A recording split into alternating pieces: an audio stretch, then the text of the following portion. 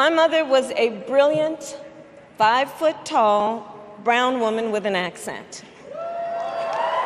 And as the eldest child, I saw how the world would sometimes treat her.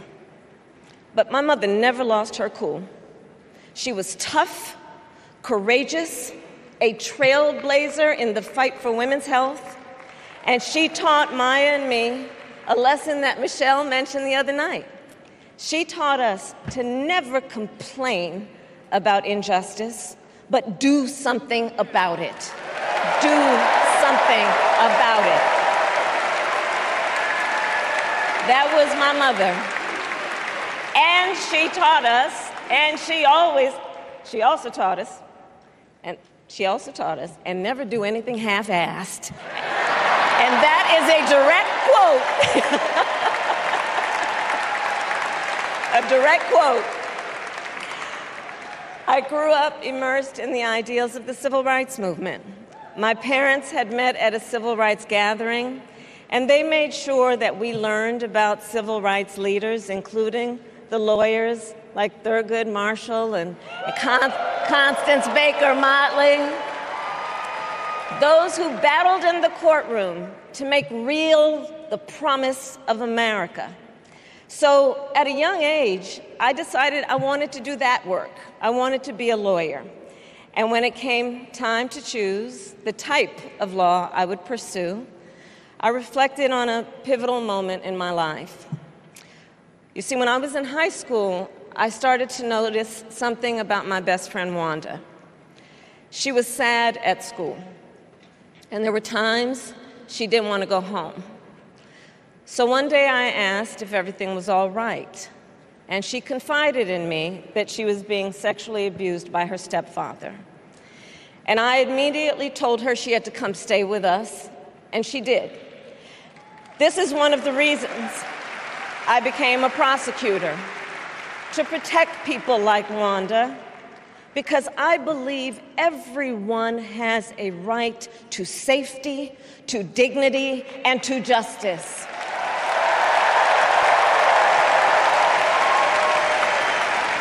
As a prosecutor, when I had a case, I charged it not in the name of the victim, but in the name of the people. For a simple reason.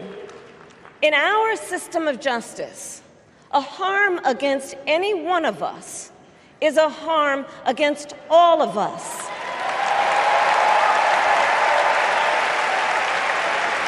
And I would often explain this to console survivors of crime, to remind them no one should be made to fight alone.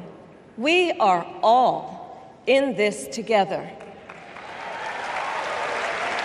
And every day in the courtroom, I stood proudly before a judge and I said 5 words: Kamala Harris for the people.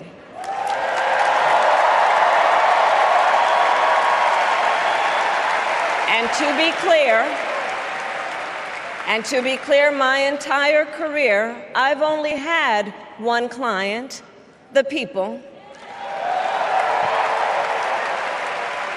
And so, on behalf of the people, on behalf of every American, regardless of party, race, gender, or the language your grandmother speaks, on behalf of my mother and everyone who has ever set out on their own unlikely journey, on behalf of Americans like the people I grew up with, people who work hard, chase their dreams, and look out for one another, on behalf of everyone whose story could only be written in the greatest nation on earth, I accept your nomination to be President of the United States of America.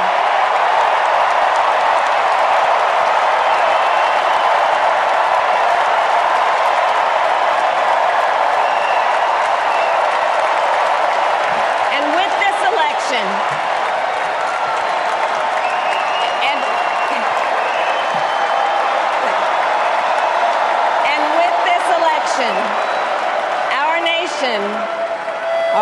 nation with this election has a precious, fleeting opportunity to move past the bitterness, cynicism, and divisive battles of the past, a chance to chart a new way forward.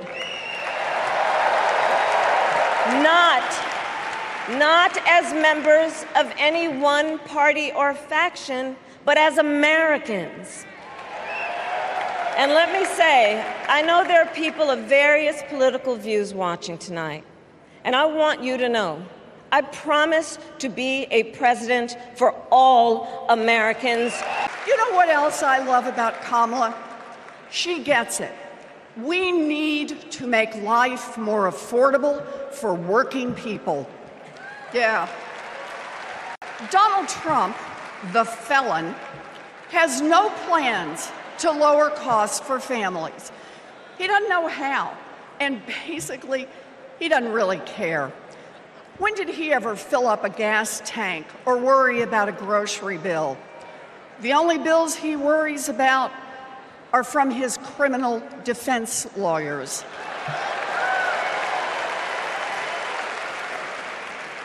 But Kamala, she cares deep down, and she will take on the giant corporations that are squeezing American families. In fact, it's something she's done before. During the California wildfires, she went after the price gougers. During the pandemic, we worked together in the Senate to stop price gouging. And as president, she will lower costs for your family. She'll take on the Wall Street firms that buy up millions of houses and apartments and then jack up the rent. She'll take on drug companies that charge an arm and a leg for prescriptions. She'll take on corporate monopolies that rip off consumers and billionaires who don't pay taxes.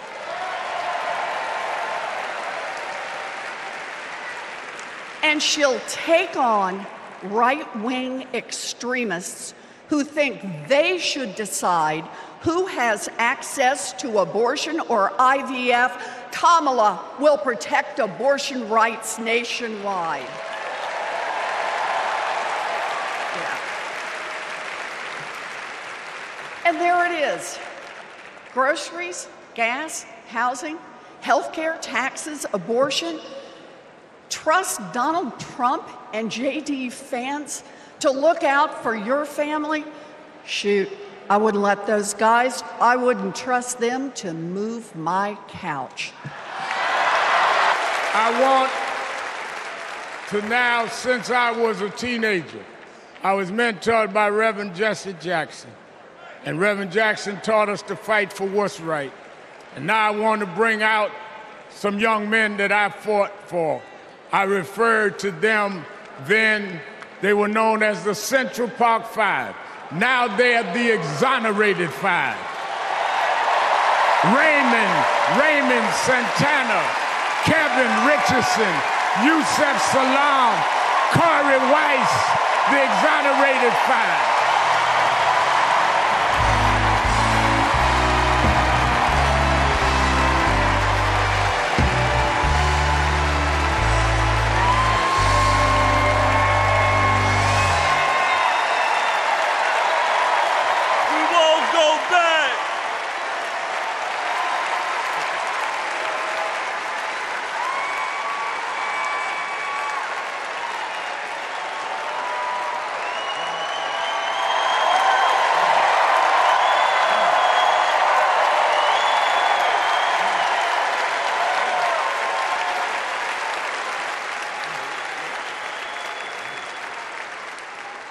Good evening, people. My name is Corey Wise. 35 years ago, my friends and I were in prison for a crime we did not commit. Our youth was stolen from us. Every day, as we walked into courtroom, people screamed at us, threatened us because of Donald Trump. he spent $85,000 on a full-page ad in the New York Times, calling for our execution.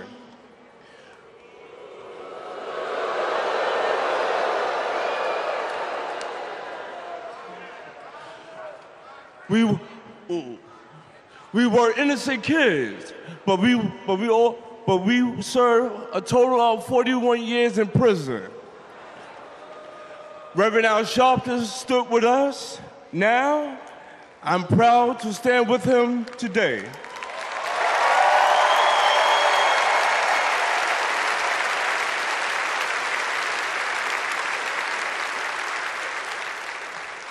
Vice President Kamala Harris has also worked to make things fairer. I know she will do the same as president. Now prove that message. Okay, so listen. It's come to my attention that there are some folks who struggle or pretend to struggle with the proper pronunciation of our future president's name. So, hear me out. Confusion is understandable. Disrespect is not. So tonight, we are going to help everyone get it right. Here to help me are some very special guests.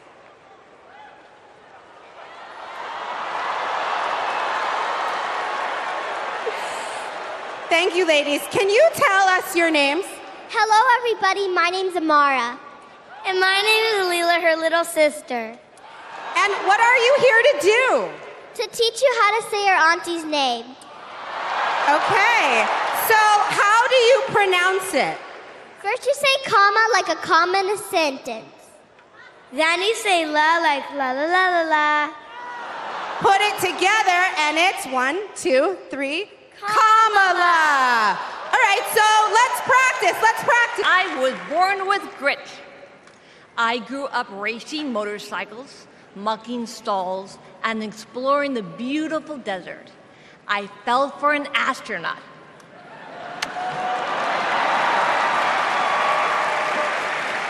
For 5 years, I served in Congress from a swing district. Everybody called me a rising star. Then on January 8th, 2011, a man tried to assassinate me. He shot 19 people. He killed 6. Terrible, terrible day. I almost died, but I fought for my life and I survived.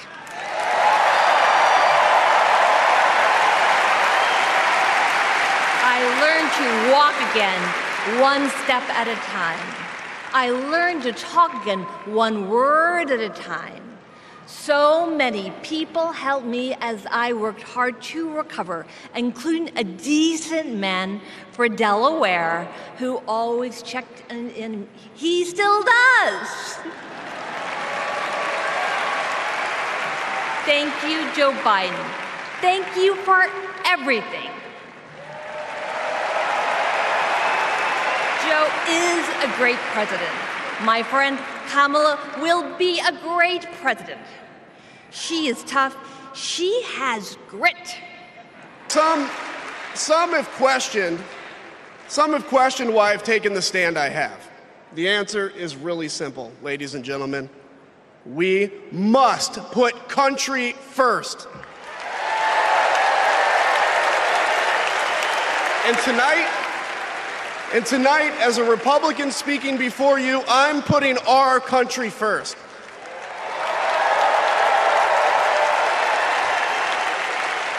Because the fact is, I do belong here. I know Kamala Harris shares my allegiance to the rule of law, the Constitution, and democracy. And she is dedicated to upholding all three in service to our country. Whatever policies we disagree on pale in comparison with those fundamental matters of principle, of decency, and of fidelity to this nation.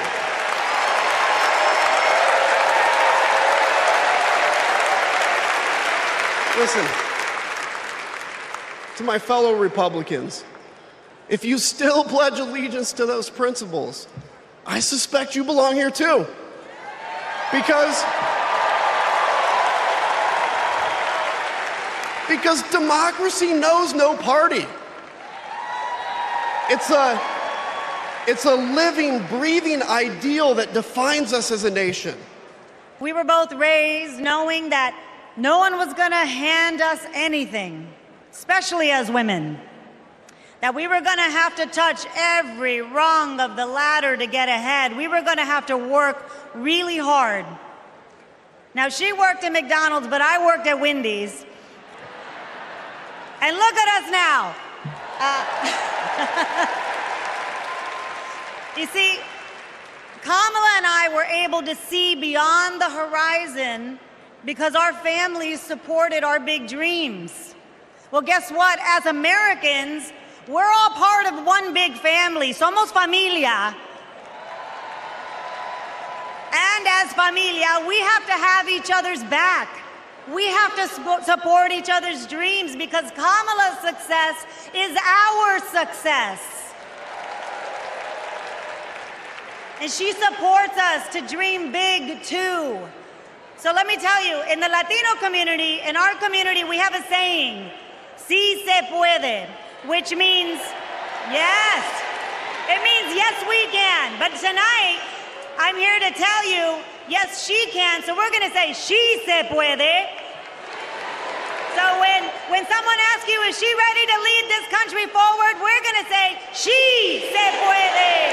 When somebody says, is she qualified for the job? We're going to say, she se puede. When somebody asks, is she going to be the first female president of the United States? We're going to say, she se puede. Our voices, our vote, we're going to decide this election. And let me tell you, the energy tonight isn't just here in Chicago, it's all across the country. People are gathered at watch parties everywhere to celebrate Kamala Harris. Say hello.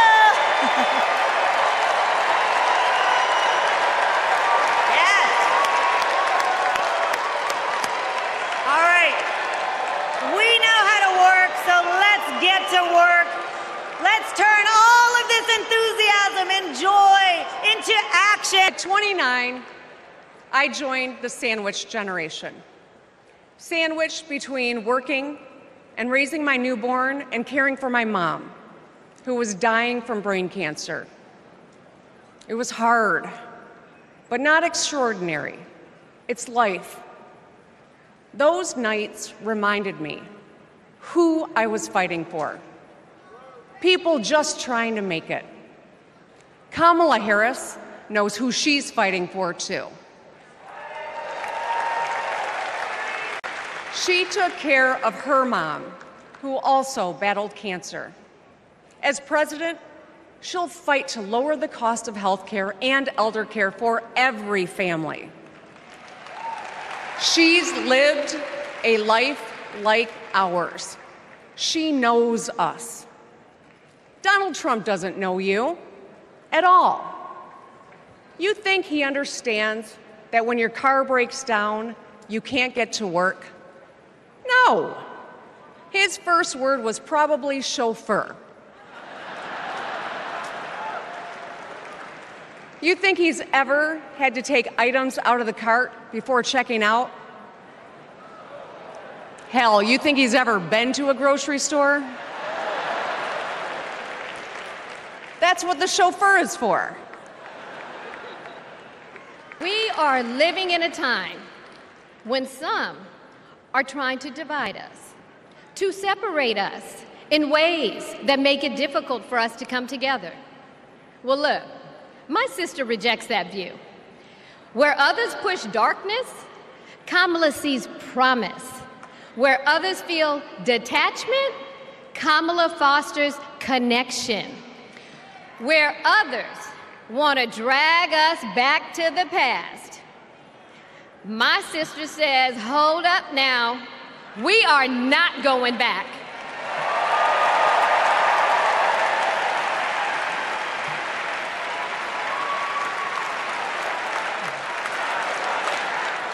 Because Kamala understands we have so much more in common than what separates us. She knows the measure of our success isn't just winning an election. It's about who we bring along and lift up in the process.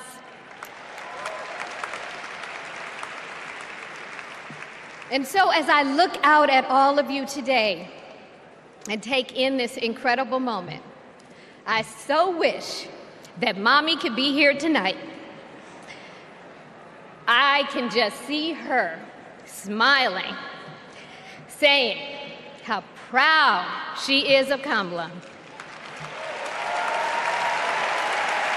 And then, without missing a beat, she'd say, "That's enough, you got work to do."